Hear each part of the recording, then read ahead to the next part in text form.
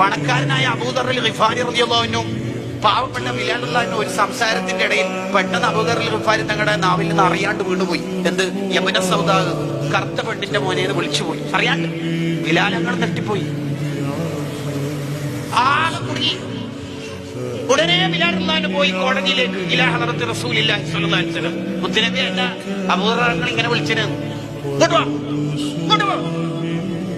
ഇപ്പോഴാ ജാഹിലിയ്യത്തിന്റെ സംസ്കാരം മനസ്സിൽ വെച്ചിട്ട് നടക്കുന്നത്.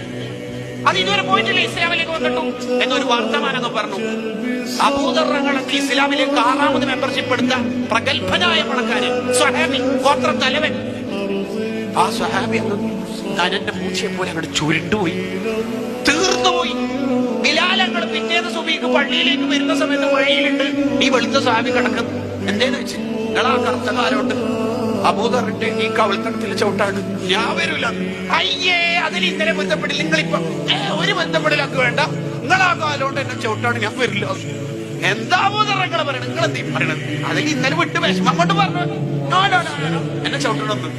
ചവിട്ടി ഇരിക്കാന്നുള്ള അർത്ഥത്തിൽ കെട്ടിപ്പിടിച്ചിട്ട് പോയി. അവര് പഠിപ്പിച്ചു, തിരുത്തേണ്ടടുത്ത് തിരുത്തി കൊടുത്തു. ആരെ?